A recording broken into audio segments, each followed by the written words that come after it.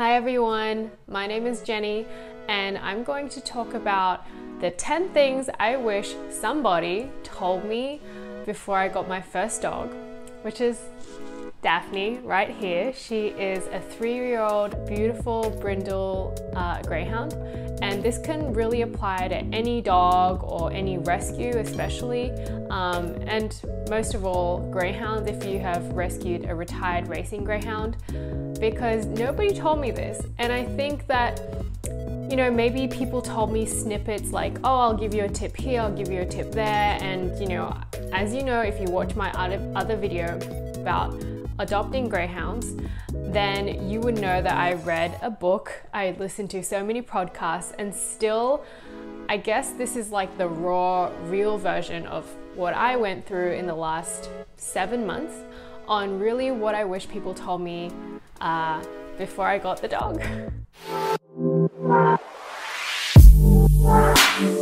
So the first thing is, I wish people told me or warned me just a little bit more about how much work it really takes to master separation anxiety. And 7 months in, she's pretty good, but we're still working on it. It really takes a long time. And you know what? COVID really hasn't helped because I'm at home 9 to 6 every day, well, Monday to Friday, working at my desk, and she's right there with me.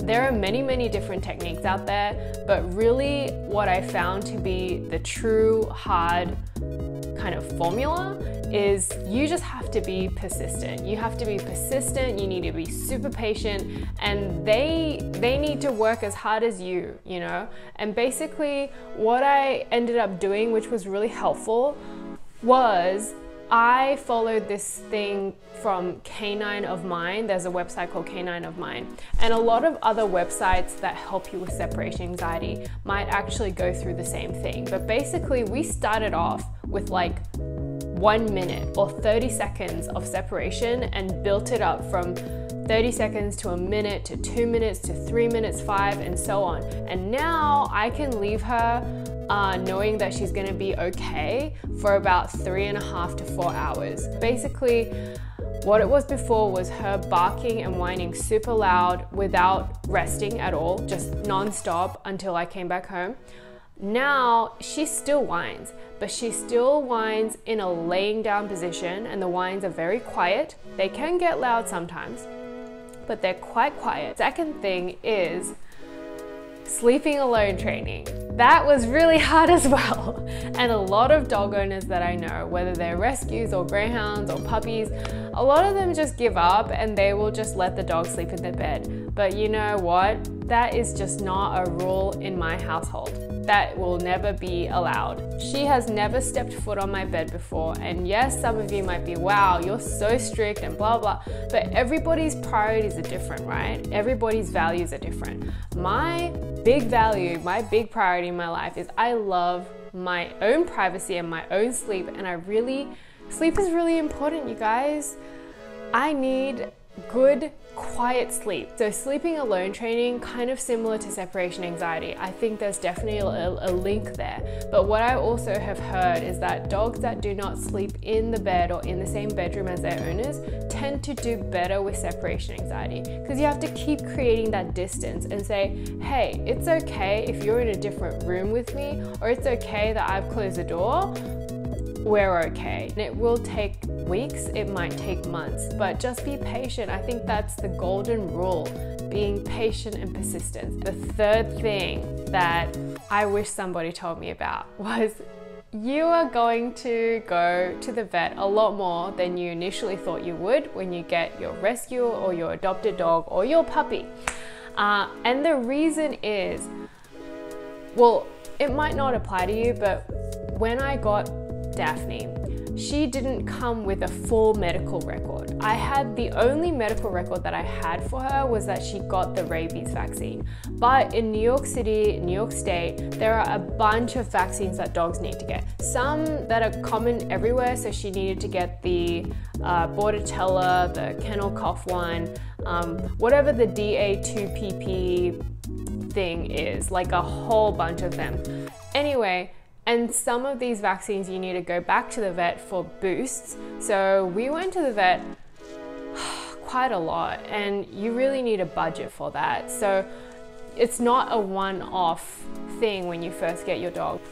The fourth thing is that really probably applies to dog moms or dog dads who are new, who've never had a dog before, and that's definitely me.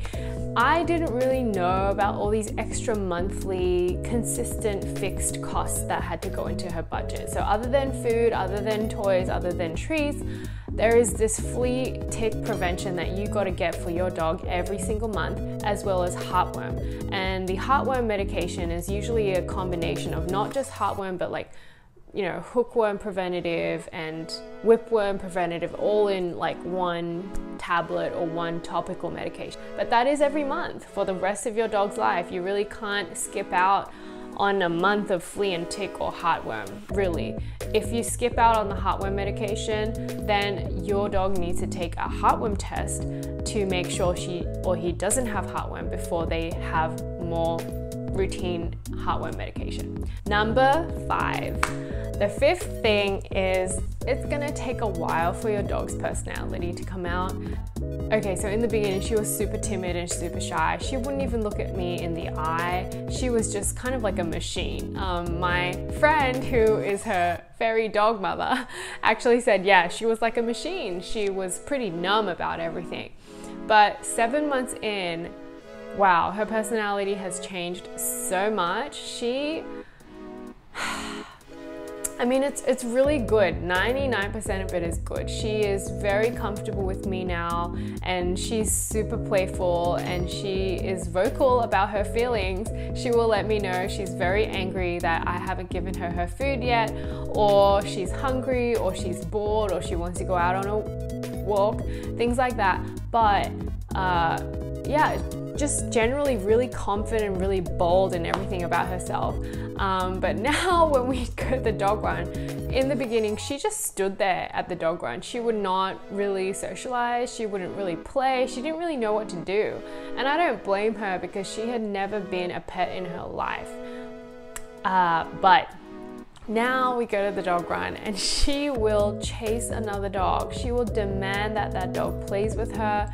And sometimes now she barks. So she will bark like a lot at that dog, and because she's a big girl, sometimes that dog is scared of her and they'll like hide under the bench or something. And I feel really bad, so I have to like stop her because she kind of gets carried away now. This is kind of recent. This really happened in the last month. She really gets carried away and will chase the dog, bark at the dog, and it's play, it's safe, but also a lot of big dogs, especially greyhounds, tend to have, not all of them, tend to have high prey drive. And I was told by the adoption agency that she really has a very high prey drive. And in the beginning, none of that came out. So I couldn't even believe, like I was thinking in my head, she's so not high prey drive. But 6 to 7 months in, I kind of am seeing it now. Number 6, dog poop. I don't really like disgusting things, but when you become a dog parent, you're gonna be looking in that poop a lot. And really with dogs, they can't speak English or speak whatever human language that you speak. So everything on the outside is gonna show you what condition your dog is in. And that poop tells a really big story. Is it runny? Is it like water? Is it yellow? Is it black? Is it red? Does it have blood in it? All sorts of stuff. So just be prepared for how much you're going to be looking at the poop. Yeah, you're going to be smelling it all. You're going to be seeing a lot in there, and it's great. These next 3 points are really greyhound specific, and I probably need to make a separate video about this, but the next thing I want to talk about is hookworm. Number 7, hookworm. Greyhounds, they're so special, right? And if your greyhound comes from Florida, he or she will 95% have hookworm. And not just normal hookworm, because they live in such big groups, like hundreds or thousands of them, over so many generations, being trained in this one facility to just run hard. they get a lot of different diseases and parasites, really parasites from each other. Anyway, a lot of greyhounds from Florida, I don't know about other regions in the United States, have drug-resistant hookworm. This is a different type of hookworm. It's like superbacteria. Basically, it has been exposed to so many different drugs out in the mainstream market that it's not going to affect or kill the hookworm at all. So this was what I had in the beginning, Interceptor Plus, and it's for all sorts of different worms. Heartworm, intestinal parasites including roundworm, hookworm, whipworm, and tapeworms. This did not work on her. I'm not saying it's gonna not work on your dog, but I'm just saying if your greyhound is from Florida, likely this will not work to get rid of hookworm for your dog. So I wasted a bunch of money buying like 12 months supply of this. So another tip is do not buy 6 to 12 months supply of worm medication specifically for greyhounds, because you just don't know that it's going to work for him or her. Actually, my adoption agency had given me some articles about this drug-resistant hookworm and how to treat it properly, and I didn't read in a detailed manner. The 3 drugs, the concoction of drugs that I'm using on her that this article talks about, which is from Dr. Jennifer Ang from South Carolina or North Carolina. I think it's South Carolina, Northeastern Vet. I will put the link below. She's really been looking into this and reading so many different scholarly veterinary articles about this because it is truly an issue. 8 is a lot of people who have had greyhounds mention that their dogs have tissue paper skin. And I was like, when I first got her, I didn't really see that. So I was like, I don't know what you're talking about. But it's not like her whole body that I think gets a lot of scratches or abrasions or whatever, but it's really her feet. It's really like, I'm not even talking about this paw pad, it's just like on the surface of her feet, it's just, she's always getting scratches and abrasions, and so it's really good to have on hand like Vetericyn sprays. And I also talk about this in the Adopting Greyhound video. And the Vetericyn spray, there's an antiseptic spray, there's also a hydrogel, and just have at home like a big, you know, squeeze of Neosporin, because you can use that on dogs, not like excessive crazy amounts, but just small amounts for abrasions or cuts is fine. Yeah, so that's another thing that you really have to keep in mind. Number 9, just know that most greyhounds that have come out of the racing industry, they are ex-professional athletes. Every ex-professional athlete will have an injury of some kind because they're using a part of their body just repetitively and straining it way too much. So not long after I got her, when I would walk her a lot, she would start to limp. And I thought it was an intermittent limp at first, because usually that's what it is, or maybe a rock is stuck under her paw, like I don't know. But it was consistent, and I knew just in my gut I had to take her to the vet. Again, many vet visits. And the vet found out that she had a partial cruciate ligament tear. And a cruciate ligament tear, a CCL, is really common amongst a lot of dogs. Lots of dogs, they play, they like to jump, they like to run, they like to overdo it. And that's what happens. It's the ligament that's connecting in their knees. So anyway, she had a CCL, a partial tear. And it's really important that you take care of that as soon as you figure it out. Just because, especially with big dogs, it takes a lot more time for it to heal on its own. And you don't want the CCL to turn into an ACL, which means the whole ligament has just totally torn off. Definitely, the greyhounds can come out unscathed, like healthy, nothing wrong with them. Generally, she is very healthy. She has a great appetite, she plays really hard, she naps really well, she has a great personality, but she does have a hind leg issue that I just need to watch out for. Very last thing, number 10, that is, you know, everybody says it, but I guess you really get to believe it when you get your dog, is that every dog is different. Just because I ask every other greyhound owner what their greyhound liked, what kind of diet worked for them, do they like chicken, do they like turkey, do they like venison, like I don't know. It's trial and error. It's a wonderful journey of trial and error. You just can't guarantee 100%, oh yeah, your dog is going to be like this and this and this. But I mean, what helps is because Greyhounds are pedigrees, or if you have a pedigree dog, it's generically predictable. Their temperament, their character, how they've been bred, but each dog has its own personality, and that's what makes it so fun and so exciting.